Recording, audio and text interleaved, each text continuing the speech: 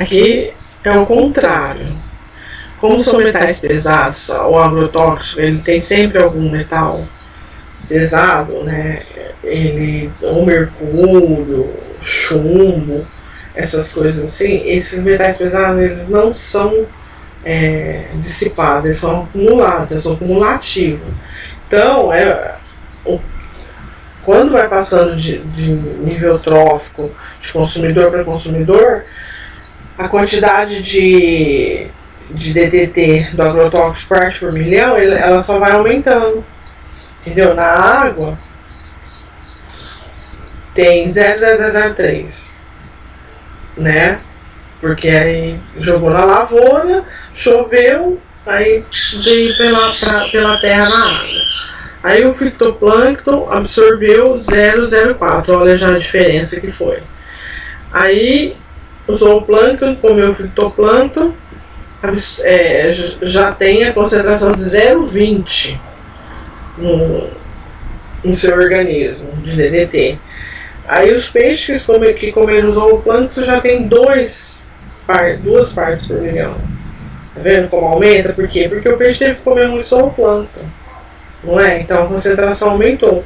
O zooplâncton teve que comer muito fitoplâncton, a concentração aumentou. As aves tiveram que comer muitos peixes para se alimentar, e aí a concentração aumentou. Entendeu? Porque aí o mercúrio, o chumbo, ele não se perde, fica ali naquele organismo. Por isso é perigoso o agrotóxico, os defensivos agrícolas. E aí a gente vai falar a relação alimentar entre os seres vivos, entre os seres de uma comunidade, pode causar um desequilíbrio ecológico? Pode. Pode. Aqui a gente vai dar o exemplo de que se colocou num habitat, numa comunidade, se introduziu uma minhoca que não era dali, daquele lugar. Era uma minhoca de outro habitat e colocar ela lá. O que pode acontecer? Ela pode entrar em competição com as espécies nativas e uma delas entrar em extinção, certo? Ou ela pode coexistir com essa espécie nativa por algum distúrbio do habitat, alguma coisa que aconteceu, né? E elas podem coexistir nesse habitat.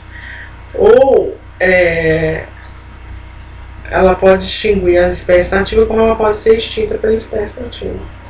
Então, sempre que a gente introduzir uma espécie exótica naquele meio ambiente, vai causar uma alteração no ecossistema. E isso, por quê? Porque elas vão competir por alimento, elas vão competir por local, por abrigo, se forem da mesma espécie, elas vão competir por parceiro. Então, assim, sempre vai causar um desequilíbrio. E é o que a gente viu anteriormente. Se eu diminuo a quantidade de alimento de algum consumidor, esse consumidor ele corre o risco de ser extinto, porque ele não vai ter o que comer. Então ele não vai ter como se reproduzir. E aí vai piorando.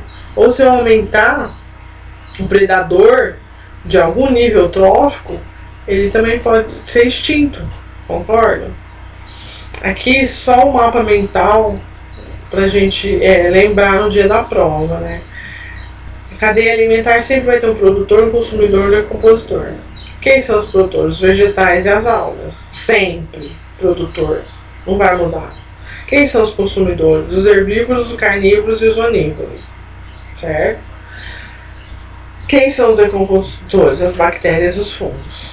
Muito fácil. E aqui as pirâmides ecológicas. As pirâmides existem pirâmides de número, de massa e de energia. A de energia ela é invertida no ambiente aquático. E aí eu vou explicar por quê. A pirâmide de número, ela sempre vai ser uma pirâmide. Ela pode ser até invertida. Mas a maioria das vezes ela vai ser uma pirâmide mesmo, a base maior e o ápice menor, certo? Então, é a quantidade, né? 1000 árvores são consumidos por 300 insetos, que são consumidos por 25 aves, certo? Que é a mesma coisa na pirâmide de massa. 10 toneladas de produtor são consumidos por 1 tonelada de consumidor primário, por 100 quilos de consumidor secundário, certo? Aí a pirâmide de energia.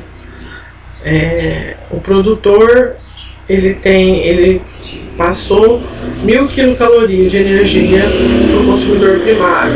O consumidor primário passou 100 quilocalorias para o consumidor secundário. O consumidor secundário ficou com quanto? Com 10 quilocalorias. E aí, por que no ambiente aquático ela é invertida? Porque eles precisam de muito mais no ambiente aquático.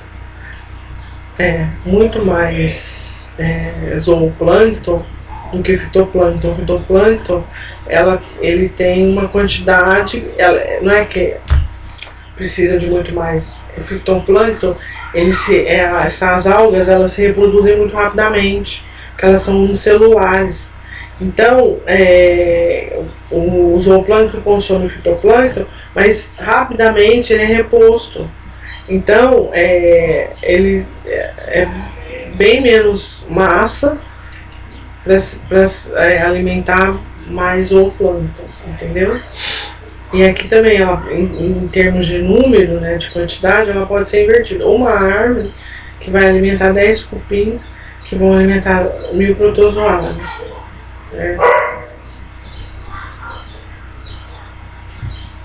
Então, gente, a gente vai dar uma pausa agora pra gente começar a fazer os exercícios. Os exercícios, eles são bem fáceis, certo? E aí depois a gente tira a dúvida.